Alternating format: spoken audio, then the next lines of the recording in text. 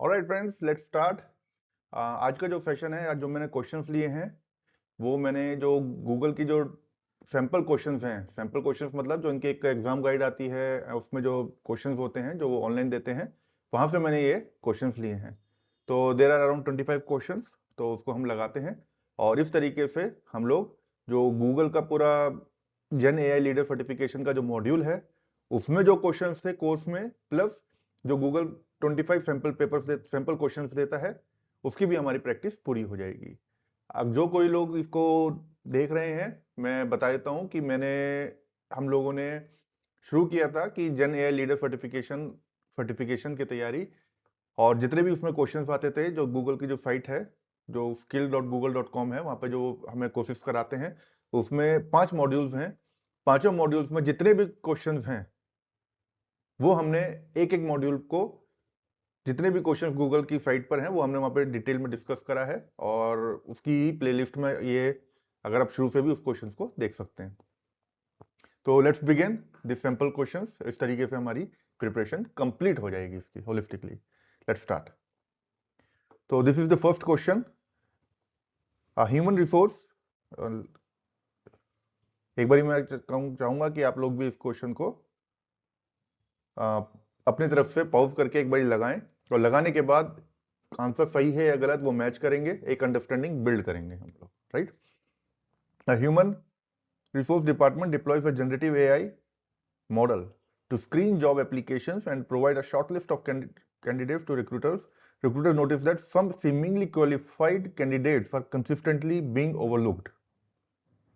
Okay, but the AI provides no explanation for making its ranking or exclusions.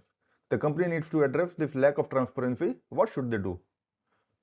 तो यहाँ पर ये दिखा रहा है कि जो हमारा जो मॉडल है, जो एचआर रिसोर्स डिपार्टमेंट में, किसी कंपनी के एचआर डिपार्टमेंट ने फाउंडेशन मॉडल लिया, और उसको जो है मतलब एक फाउंडेशन मॉडल उन्होंने लिया, और यहाँ पे जो ये इनपुट दे रहे हैं वो थोड़ा सा हेलुसिनेट कर रहा है, मतलब जो एक्सपेक्टेड, और विदाउट एनी रीजन, कोई रीजन नहीं दे, क्योंकि हम ये ब्लैक बॉक्स होता है। तो उसने क्या, उसने अपना रीजन, मतलब एक डिसीजन जो मॉडल ने बनाया वो क्यों बनाया, वो ब्लैक बॉक्स नॉलेज होती है, वो लाइनेज हम ट्रेस नहीं कर सकते। तो इसके लिए क्या करना चाहिए, इसके लिए हमें एक्सप्लेनेबिलिटी, मतलब जो भी यहाँ पे एक आउटपुट आ रहा है, अगर उसके साथ एक्सप्लेनेशन भी आ जाए कि भाई आपने जो ये डिसीजन लिया है वो क्यों लिया है, तो वो एक ट्रस्ट फैक्टर, क्रेडिबिलिटी इंक्रीज करता है। तो ये क्वेश्चन उसी के पास है कि provides no explanation for its ranking और exclusion, the company needs to address this lack of transparency. तो इसके साथ यही है कि जो आपका आउटपुट आ रहा है उसके साथ एक डॉक्यूमेंट आए या एक एक्सप्लेनेबिलिटी उसके साथ आनी चाहिए। Let's check an option. Collect a large and more diverse data set from Gen AI model. No. ये एक्सप्लेनेबिलिटी का इशू है, मतलब वो आपके जो आउटपुट है उसमें लार्ज मॉडल से ट्रेनिंग करने के बाद भी एक्सप्लेन नहीं करेगा वो आपको कि क्यों उसने उस डिसीजन मेकिंग पे पहुंचा। Fine tune the gen AI model, this is not the requirement, explainable. I was looking for this keyword explainable. तो मैं आपको बताता हूं कि किस तरीके से मैंने इसको, जैसे मान लीजिए यहाँ पे पी फॉर प्रॉम्प्ट, आपने ये फाउंडेशन मॉडल है कोई भी जेन एआई का, और यहाँ से आपने जो है इसको प्रॉम्प्ट दिया। प्रॉम्प्ट देने के बाद जो एक आउटपुट आता है, it's like input and output. Gemini में भी हम देखते हैं कि यहाँ पे इनपुट लिखा और वहां से एक आउटपुट आ जाता है, राइट। तो यहाँ पे आउटपुट प्लस यहाँ पे एक अपना, एक और चीज हम एक्सपेक्ट करते हैं, ये आउटपुट, और ये आउटपुट क्यों आया, तो उसको मैं ई से रिप्रेजेंट करता हूँ, या फिर एक डॉक्यूमेंट के उस फॉर्म में भी मैं इसको रिप्रेजेंट कर सकता हूँ कि ये एक्सप्लेन करे। तो ये दो चीज हम एक्सपेक्ट करते हैं, उसकी एक्सप्लेनेबिलिटी और उसका output, right. Let's moving to the next question. अच्छा, इसका सी एक आंसर है, और डी कहता है fairness assessment for the gen AI. Fairness तो बायसनेस के लिए हो गया, तो we can safely remove this option. Let's check an answer. Answer is C. Moving to the next question. A company is evaluating the use of large language models to enhance its operations and customer interactions. मतलब evaluate, मतलब सोच रही है कि LLM model को ले लें इस पर्पस, ये बिजनेस, उसकी बिजनेस रिक्वायरमेंट है। टू एनहेंस इट्स ऑपरेशंस, जो भी उसका एक ऑपरेशन करता होगा, customer interactions. What is the primary characteristic of the LLM? तो प्राइमरी एलएलएम जो वो यूज करना चाहते हैं, वो इवेल्युएट कर रहे हैं कि क्या मैं एलएलएम को यूज करूं इन ऑपरेशंस के लिए। तो एलएलएम की कौन सी प्रॉपर्टीज या कैरेक्टरिस्टिक्स क्या है एलएलएम की? Let's check. LLM excels in highly specific technical task. Highly specific, no, यही अपने आप में कीवर्ड रॉन्ग है कि एक स्पेसिफिक टेक्निकल टास्क के लिए फाउंडेशन मॉडल्स या जेन एआई मॉडल्स नहीं होते हैं। अगर हमें किसी स्पेसिफिक टास्क के लिए फाउंडेशन मॉडल को, बेस मॉडल को ट्यून करना होगा, फाइन ट्यून करना पड़ता है, राइट? तो यहां पर ये हमारा ऑप्शन इसलिए नहीं होगा। The LLM learns and generalize effectively from small data sets, ये नहीं। एलएलएम एक और कैरेक्टरिस्टिक होती है, जो भी हमारा एलएलएम मॉडल होता है उसको हम वास्ट डेटा सेट, मतलब बहुत सारे data set, different types of data types भी हो सकते हैं, जिसमें उस तरीके से हम उसको ट्यून करते हैं। वो एक फाउंडेशन मॉडल यानी कि एक बेस मॉडल बन जाता है। उस बेस मॉडल को फिर हम लोग फाइन ट्यून करते हैं, मतलब उसको इस तरीके से भी एक डायग्रामेटिकली अगर मैं आपको बताऊं तो ये हमारा एलएलएम मॉडल हो गया जो हमने पढ़ा है, जिसको अपने वास्ट डेटा सेट से, मतलब जो आपने फिर फाइन ट्रेन करके जो प्रोडक्ट को बनाया है, बहुत सारे डेटा सेट्स के साथ आपने इसको बनाया है, जो उसका फाउंडेशन मॉडल है। तो यहाँ पे आप प्रॉम्प्ट देते हैं। लेकिन अगर हम चाहते हैं कि इसको एक स्पेसिफिक फाइन ट्यून करें, फॉर एग्जांपल एरोस्पेस हो सकती है, हेल्थ केयर इंडस्ट्री हो सकती है, डिफेंस इंडस्ट्री हो सकती है, रिटेल इंडस्ट्री, कोई से भी अगर इंडस्ट्री, फाइनेंस, बीएफएसआई इंडस्ट्रीज हो सकती है। अगर हमें इस मॉडल को एक स्पेसिफिक इंडस्ट्री, एक स्पेसिफिक ऑर्गेनाइजेशन से ट्यून कराना होगा, तो हमको इसको फाइन ट्यून करना होगा। तो यहाँ पे ये फाइन ट्यून इस तरीके से हो जाता है, राइट? तो इसमें आगे बढ़ते हैं, इसमें दूसरा ऑप्शन देखते हैं। LLMs learn and generalize the effectively from small data sets, नहीं, स्मॉल डेटा सेट नहीं, यहाँ पे बहुत ही वास्ट डेटा सेट रखता है। We can safely eliminate this two options. LLM have strong inherent logical reasoning and problem solving abilities. LLM inherent, मतलब inherent का मतलब है कि, मतलब एक होता है ना कि अपने आप ही, मतलब उसकी कैरेक्टरिस्टिक है, ये बिल्ड है, लेकिन inherent logical and problem solving abilities without extra prompting, वो इसमें इनहेरेंट नहीं होती है। हमें प्रॉम्प्ट इंजीनियरिंग करनी होती है, तब जाके एक रीजनिंग और एक प्रॉब्लम सॉल्विंग आएगी। तो I think we can safely remove this option as well. और ये प्रॉम्प्ट इंजीनियरिंग के लिए हो सकता था। Now we are safe to go with the option D. Still, let's see. LLM are trained on vast data sets, enabling broad language and context understanding and adaptability. हाँ, ये vast data set है, बिल्कुल ठीक लिखा है। Enabling broad language, बिल्कुल ठीक।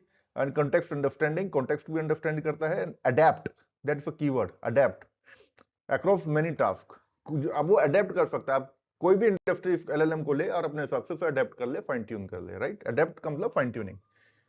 Okay, so let's check in option D. Yeah, answer is option D. Moving to the next question.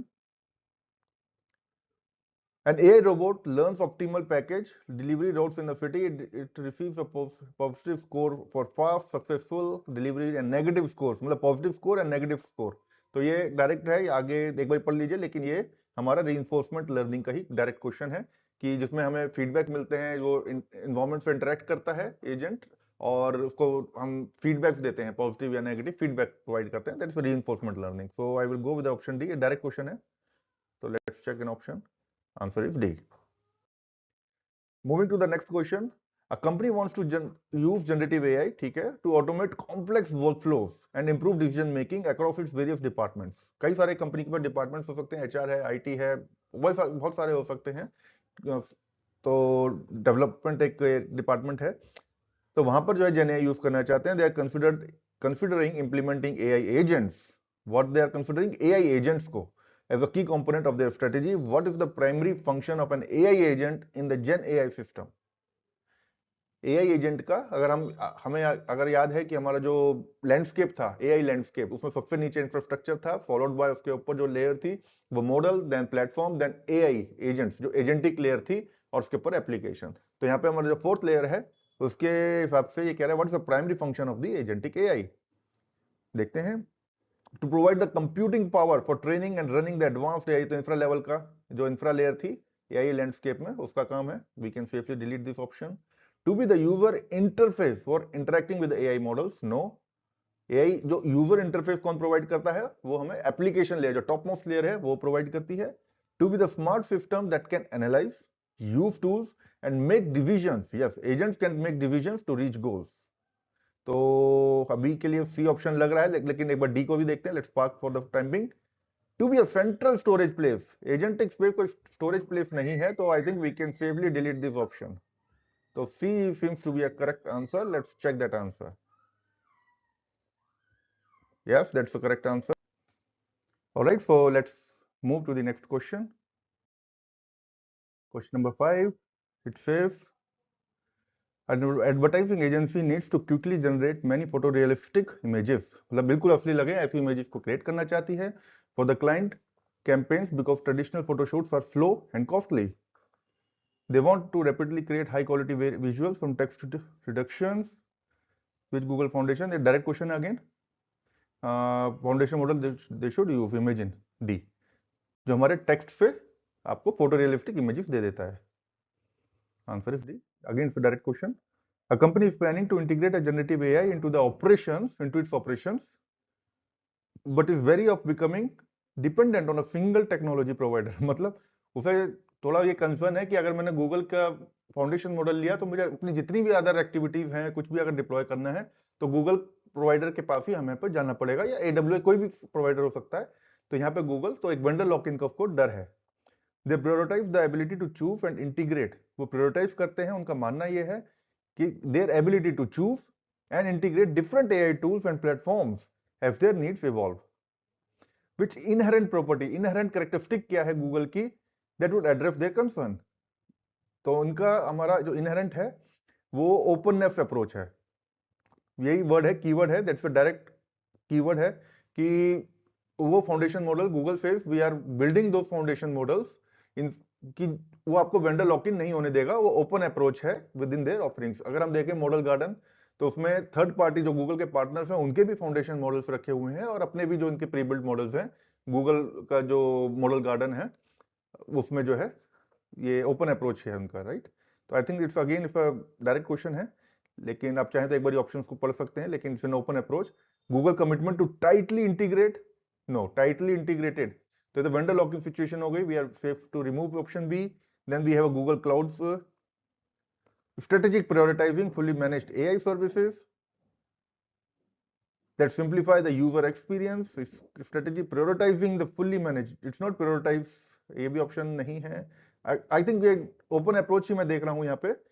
Google clouds primary focus on automating AI workflows. इस question का भी हमारे इस ऑप्शन का भी हमारे क्वेश्चन से कोई लेना देना नहीं है. प्राइमरी फोकस ये नहीं है. प्राइमरी फोकस है कि अपना एक फाउंडेशन मॉडल बनाया जाए और पार्टनर जो गूगल के उनको भी फाउंडेशन मॉडल को हम प्रमोट करें, तो ताकि जो क्लाइंट्स हमारे पास आएंगे, जो कस्टमर्स वर्ल्ड वाइड आएंगे हमारे पास, उन्हें वेंडर लॉक इन का कंसर्न ना रहे. तो we can safely go with an option A here. A consulting research team needs to analyze multiple lengthy reports and documents to find the key trends and make client recommendations. They require a method to quickly understand each document, हर एक document को, core findings, linking, information, resources, efficiently organize insights from their reports. Manual methods are too slow and complex. Which Google Cloud offering, कौन सा Google Cloud का product है जो ये काम करेगा? अगेन नोटबुक LM का ये यूज केस है. इसमें ये कह रहे हैं क्योंकि उसे बाहर नहीं जाना है, कहीं और नहीं जाना है, आपके पास कंपनी के पास डॉक्यूमेंट्स हैं, इंटरनल वास्ट डॉक्यूमेंट्स हैं, चाहे PDF में हो, वर्ड में हो, किसी भी फॉर्म में हो, आप नोटबुक LM में इसको अपलोड करिए और फिर वहां से आप इनके इनसाइट्स ले सकते हैं. अपना जो भी आपके क्वेरीज हैं उस डॉक्यूमेंट्स से रिलेटेड वो आप वहां से कर सकते हैं, राइट. तो नोटबुक LM से direct option for this.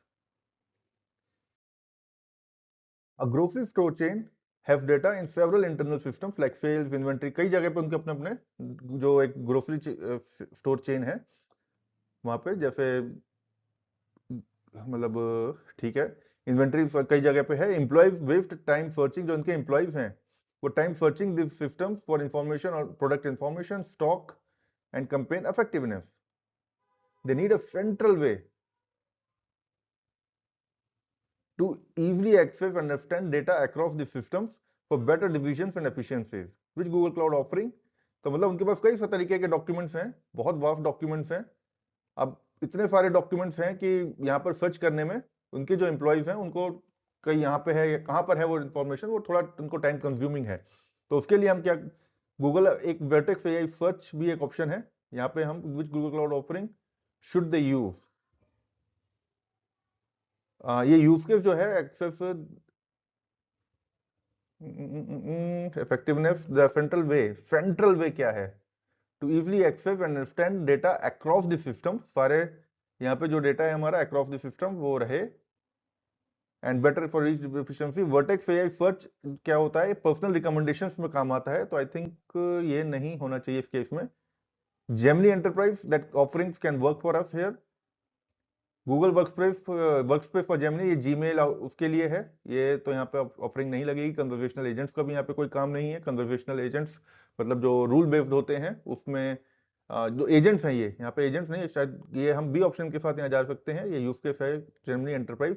The keyword is central way to easily access. Central way क्या है? या आंसर इज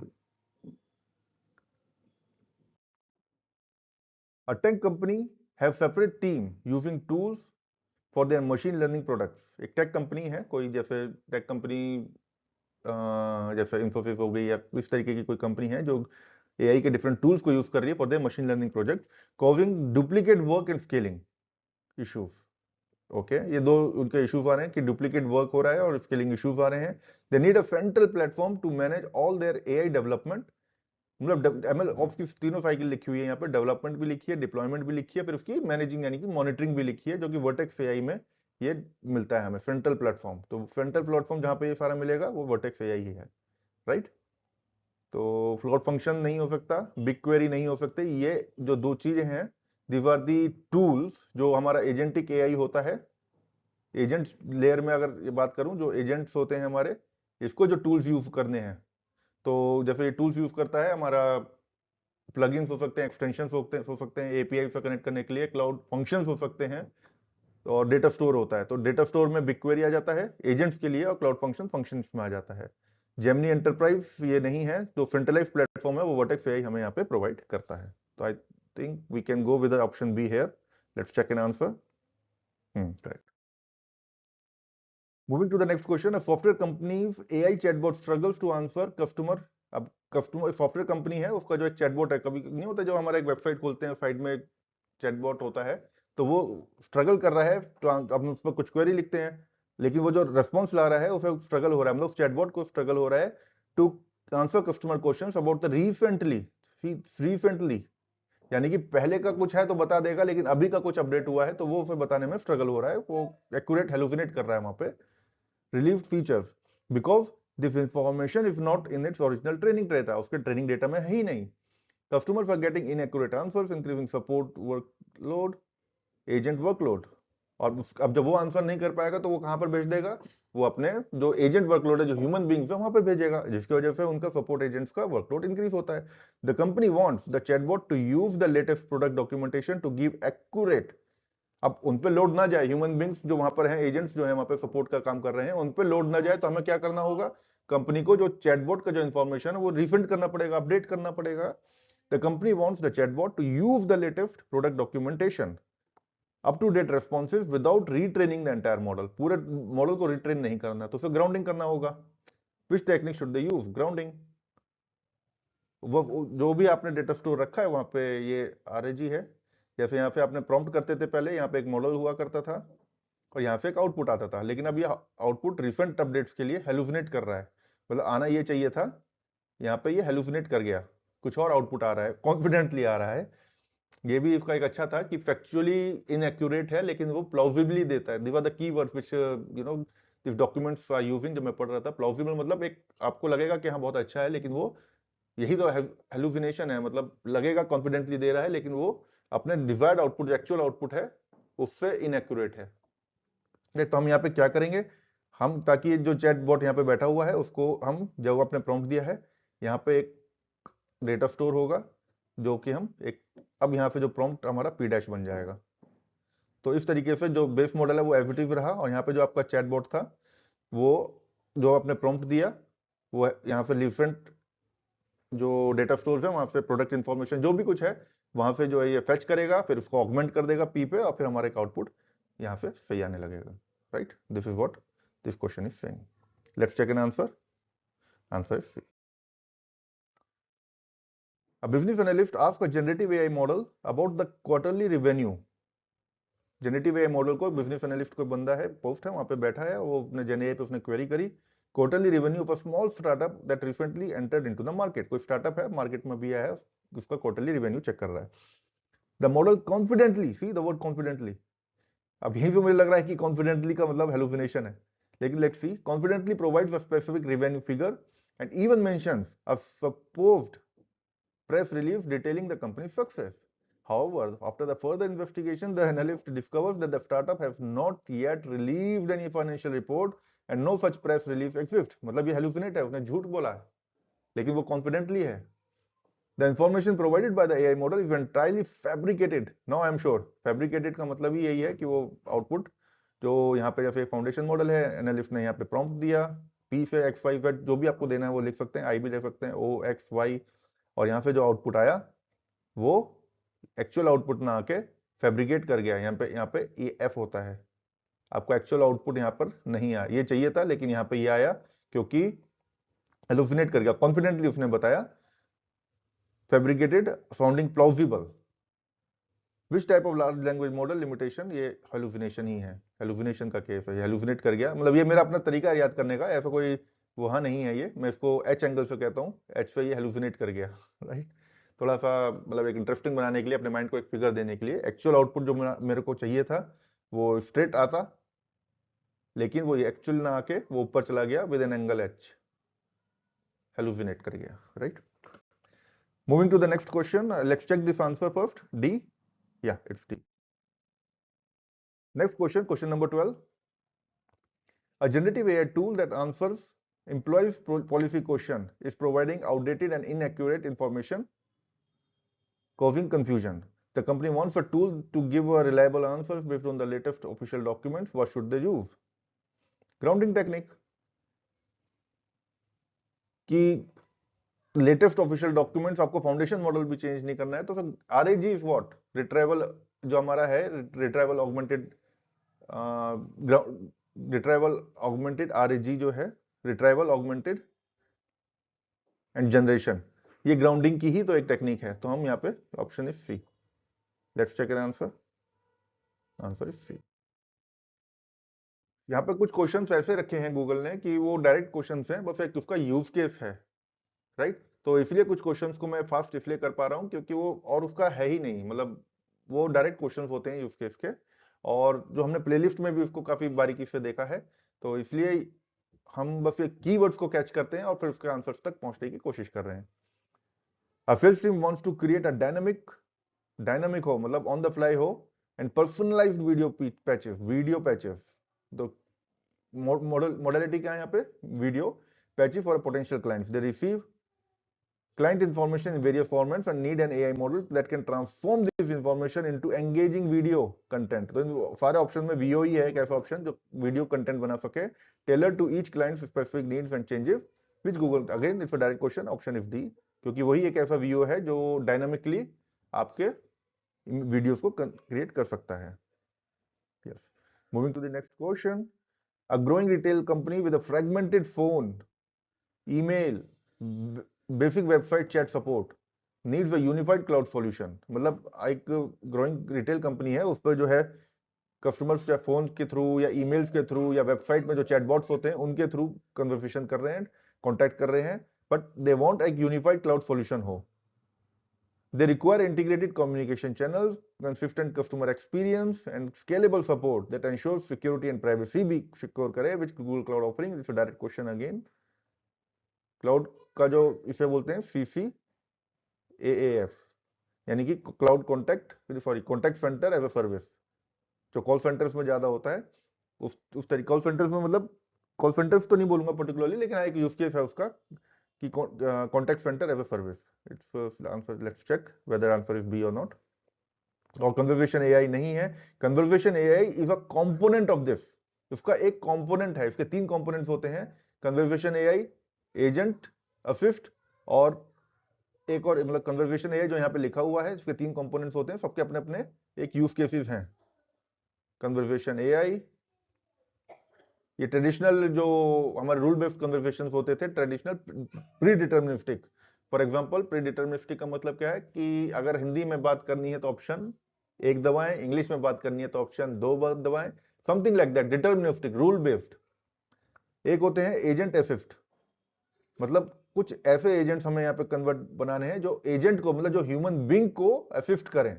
फॉर एग्जांपल जैसे जस्ट डायल, फॉर एग्जांपल, या जस्ट डायल होता है, वहां पे ह्यूमन बींग्स बैठे हैं, हमने कॉल करी, उन्होंने तुरंत उठाया, उन्हें क्विक इंफॉर्मेशन कौन ला के देगा, बताएंगे वही, तो वो एक तरीके से एजेंट को असिस्ट कर रहे हैं, that is called agent assist. और एक और होता है conversation insight. Conversation, the word is insight, ये तीसरा कंपोनेंट होता है। आपने उससे क्या इनसाइट्स निकाले, बिजनेस इनसाइट्स क्या निकाले, वैल्यूएबल इनसाइट्स क्या निकाले, एक्शनेबल इनसाइट्स क्या निकाले। तो ये तीन कंपोनेंट सीसीएएस में होते हैं, राइट। तो यहाँ पे एज अ होल अगर हम देखेंगे तो यहाँ पे कन्वर्सेशन एआई है। Let's check an answer. An organization is seeking to improve how its employees access and use internal company information scattered across various systems. कोई वन ड्राइव पर है, कोई शेयर पॉइंट पर है, मतलब अलग अलग जगह पे ईआरएम है, कई तरीके से जो है इनके हर कंपनी के अपने स्कैटर्ड होते हैं इंफॉर्मेशन। तो ऑर्गेनाइजेशन सीकिंग कैसे एम्प्लॉइज जो है उसके इंप्रूव कर सकते हैं। They want to provide their knowledge workers with tools that can understand and use this data to enhance productivity and decision making. What is the key benefit of using Gemini Enterprise in this scenario?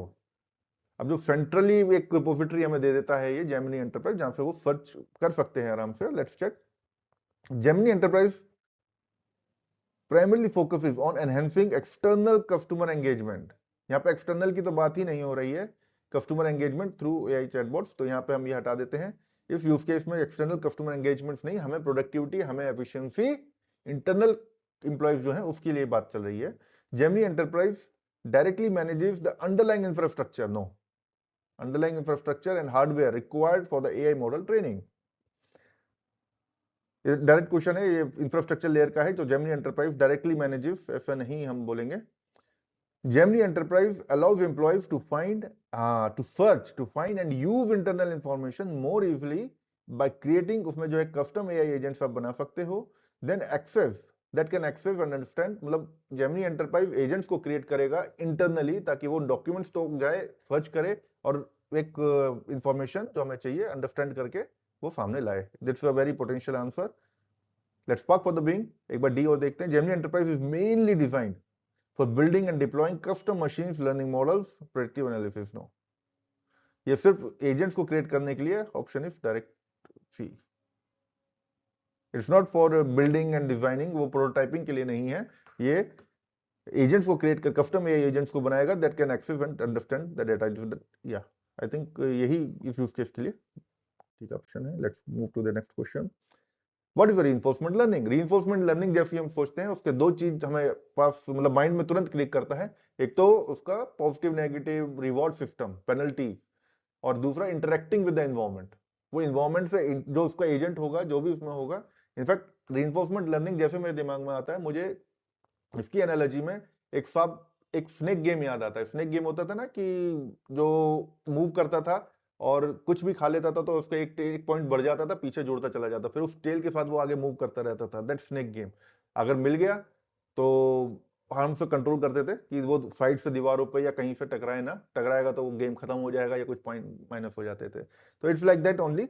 It's a snake game जो मेरे दिमाग में आता है, वो environment से interact कर रहा है और उसमें रिवार्ड सिस्टम है। तो लेट्स चेक एन आंसर। कहां पर वो है हमारा? लर्निंग थ्रू, या this are the word, interaction, environment से इंटरेक्शन, और वो एक फीडबैक मैकेनिज्म है। And since answer C is a, इसके कीवर्ड से मैच करता हुआ ये है। A company is developing a system to automatically categorize customer support emails. मतलब इस तरीके का कुछ सिस्टम बना रही है कि कोई किसी कस्टमर ने ईमेल भेजा तो वो अपने सेगमेंट अलग अलग ग्रुप्स में भेज सकता है। They have a collection of thousands of, वो अच्छा वास्ट उन पर डेटा सेट है, past emails, and each email has been manually reviewed. हर एक ईमेल को मैन्युअली आपने रिव्यू करके टैग कर दिया है। ये तो अगर आप देखेंगे तो यहाँ पर ये एक लेबल्ड डेटा बन चुका है, tagged with a category such as billing, technical feature. मतलब तीन तरीके की कैटेगरी में आपने, आपके पास थाउजेंड्स ऑफ ईमेल्स पड़े हुए हैं, यहाँ पे बहुत सारे ईमेल्स हैं। मैन्यू, अच्छा ये ईमेल मैन्युअली टैग कर दिया, ये ईमेल दूसरा यहाँ जाएगा, तीसरा यहाँ जाएगा, अब फ्यूचर के लिए प्रेडिक्ट करो। तो it's label data. What type of data is this? जब आपने टैग कर दिया मैन्युअली तो label data. Again it's like a direct question. What is the definition of Gen AI model? Gen AI model की definition, भले आपको technically पूरी definition ना है, Gen AI का मतलब ही जनरेटिव। जनरेटिव का लिटरल मीनिंग कुछ नयापन हो, कुछ न्यूनेस हो, राइट? कुछ नया क्रिएट करा, जो भी आपने सीखा हो। It's like a child who is learning learning learning. और एक दिन मान लीजिए 4 साल का 5 साल का बच्चा है, पढ़ रहा है, लिख रहा है, सब कुछ कर रहा है, डेटा मतलब उसने एक अपने ट्रेंड हो गया है, ट्रेंड, और फिर उससे कहे कुछ भी बनाओ, अच्छा तुम माउंटेन बनाओ या अच्छा तुम रिवर बनाओ, एक माउंटेन होनी चाहिए, रिवर होनी चाहिए, तो वो अपने आप से अब उसको कई सारी उसने ड्राइंग्स देखी होंगी, कुछ भी होगा, लेकिन वो कुछ नया ही क्रिएट करेगा। That's a generation, generate.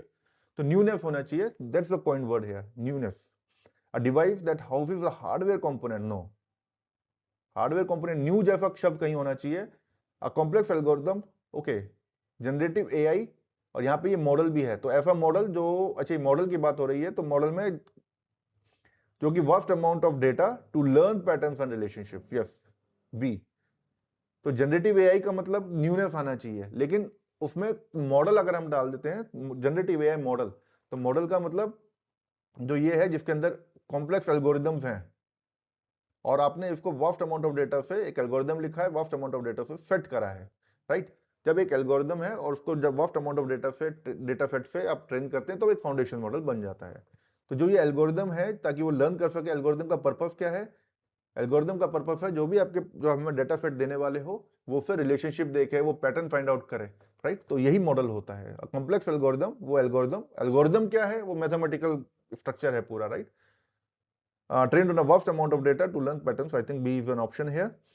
A user interface that allows users to interact. No, it's not a user interface. ये एल्गोरिदम ही है, मॉडल का मतलब ही एल्गोरिदम है, चाहे वो पाइथन में लिखा हो, चाहे किसी भी चीज में लिखा हो, कोई भी लैंग्वेज में, लेकिन एल्गोरिदम ही है वो।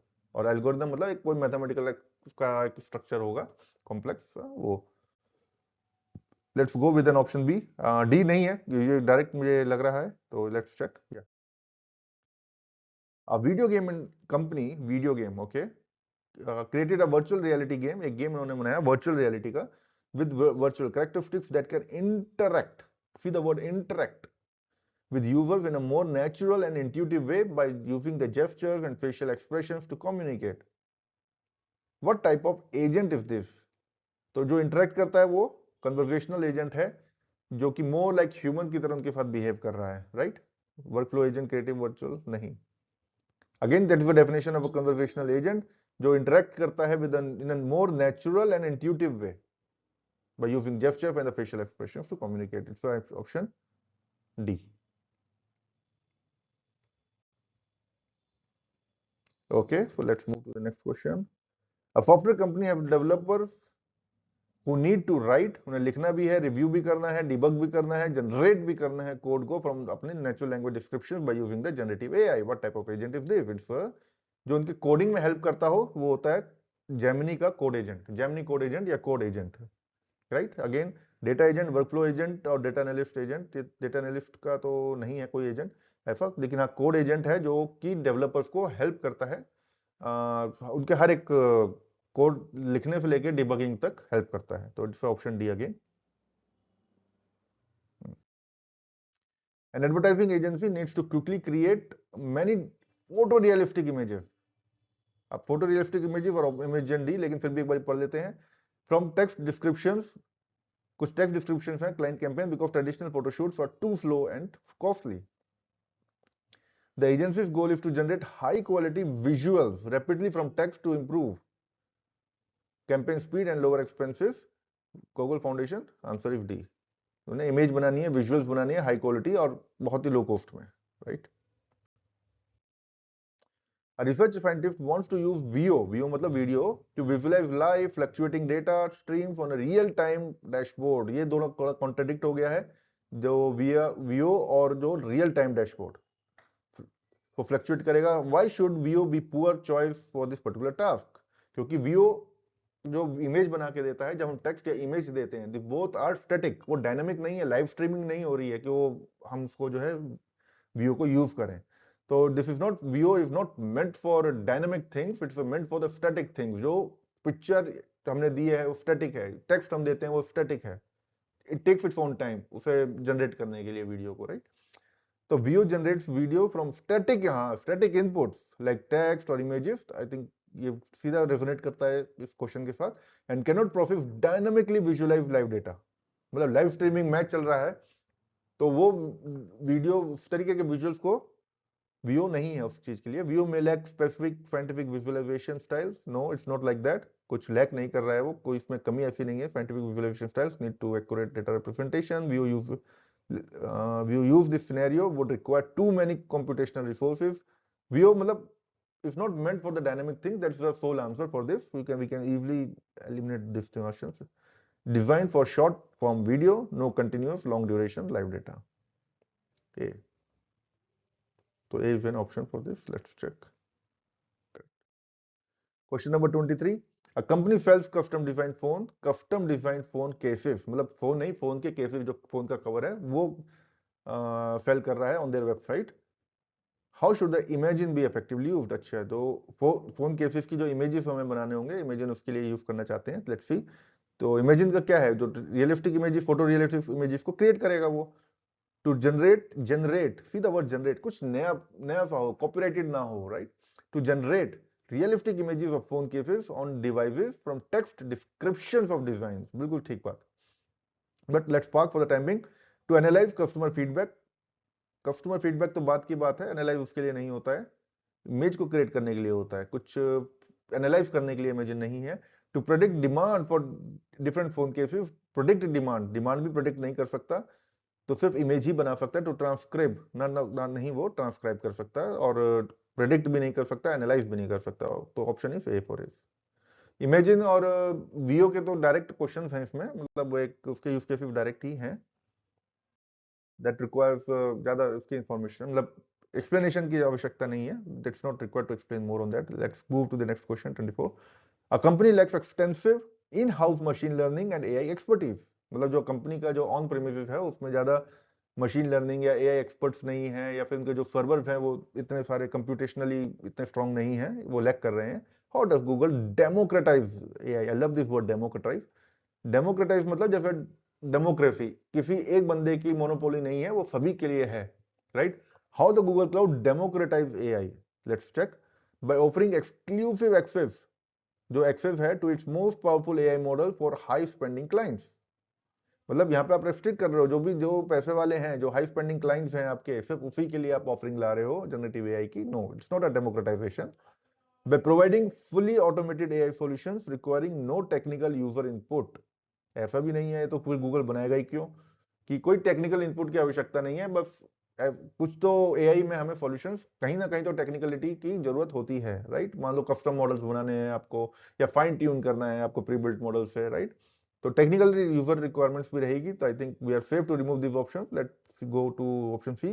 Bye providing a comprehensive AI platform, okay, with low code और no code tools, comma, pre-trained models, and easy to use API. I think it's a good option और रिकमेंडेड ऑप्शन है कि जो AI platform है आपके पास, अगर in house में वो कैपेबिलिटी नहीं है, तो हम गूगल कहते हैं कि वी प्रोवाइड ऐसा कॉम्प्रिहेंसिव, एक fully holistic AI platform provide करते हैं, जहां पर आपको एक्सपर्ट्स की भी जरूरत नहीं है, एआई एक्सपर्टाइज भी नहीं है, तो कोई बात नहीं. लो कोड नो कोड टूल्स आपके पास हैं, जहां पर कोड की भी जरूरत नहीं है, या फिर कोड की बहुत कम जरूरत है. प्री ट्रेन मॉडल्स भी हैं, और प्री ट्रेन मॉडल्स ना सिर्फ गूगल के अपने हैं बल्कि उनके पार्टनर्स के भी है. तो एक ओपननेस है यहाँ पे, कोई वेंडर लॉकिंग जैसी सिचुएशन नहीं है. And easy to use API, आप एपीआई के थ्रू भी यूज कर सकते हैं उनको, राइट. तो सी इज वेरी, अभी तक के लिए it goes strongly. Let's check in option D. By offering a free custom AI solution development and deployment for all businesses. Free तो नहीं है, बहुत कॉस्ट तो लगता है, क्योंकि उसको इंफ्रास्ट्रक्चर की अपनी कंप्यूटेशनल कॉस्ट इतनी है, फिर कॉस्ट तो लगेगा, तो इट्स नॉट फ्री. तो I think C is a better option और recommended option. So let's move to the last question of this video. Our marketing team is brainstorming creative ideas for new socially media campaign. Okay, कुछ creative ideas के लिए brainstorm कर रही है, सोच रही है marketing team. They want to quickly generate, quickly, see the word, time बहुत important है, quickly, rapidly generate मतलब न्यूनेस हो, कोई copyrighted issue ना हो. Quickly generate various taglines and initial post drafts to explore different angles and messaging options. They need a Google Cloud pre-built generative AI tool without additional setup that allows for rapid content creation and experimentation. What should the team do? They need a Google Cloud pre-built, अच्छा वो Google Cloud का pre-built generative AI tool को use करना चाहते हैं. Google Cloud pre-built generative AI tool without additional, कोई setup वगैरह अपने पास नहीं करना चाहते, rapid content creation and experimentation, और अभी एक्सपेरिमेंटेशन फेज पर भी है। तो ये देखते हैं, यूज नोटबुक एलएम, कोई इस पर डॉक्यूमेंट तो है नहीं जो अपलोड करके इनसाइट्स लेना हो। We are, I think we are safe to remove this option. Google Workspace, यहाँ पे कोई जीमेल या फिर उनका एक्सेल शीट वगैरह कभी नहीं है। गूगल वर्कस्पेस विद जेमिनी को यूज करेंगे स्लाइड्स के लिए। It's not about that, something creating.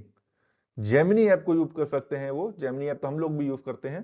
तो एक्सपेरिमेंटेशन, वैसे भी एक्सपेरिमेंटेशन क्रिएशन प्रॉम्प्ट देंगे और टैगलाइंस क्रिएट हो जाएगी। To create taglines when social media post draft that align with their campaign goals and target audience, I think that's a good option, but let's see the D option. Create a custom gem in Gemini Advanced, at Gemini Advanced में with a specific brand guides and target audience profile।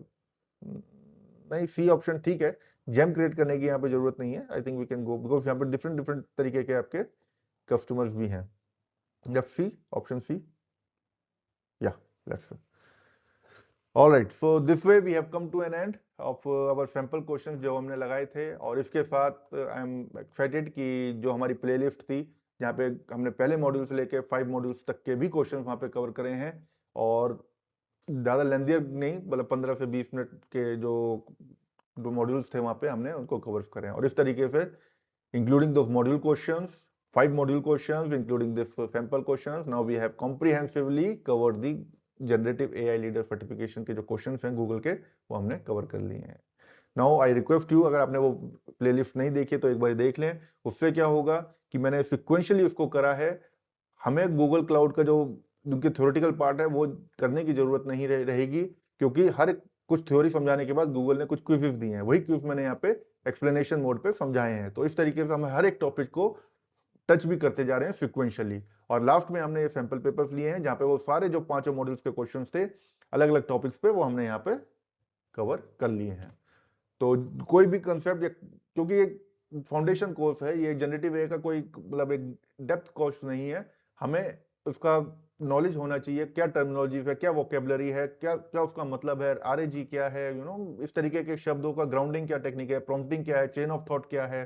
तो एक comprehensive हमें शब्दों का पता होना चाहिए, ताकि जब हम अपने क्लाइंट्स के साथ या किसी के साथ बैठ के एक ऐसी कन्वर्सेशन चल रही है, we can contribute proactively and meaningfully, और उनकी बातों को भी हम समझ सकें, राइट। डेप्थ के लिए अब हम दूसरा कोर्स शुरू करेंगे एमएल ऑप्स का, लेकिन ये इस कोर्स के लिए है। और thank you so much for expressing your love, expressing your such a dedication towards this course. और उसने मुझे भी एनकरेज करा कि मैं इस वीडियो को बना पाऊँ। Thank you so much.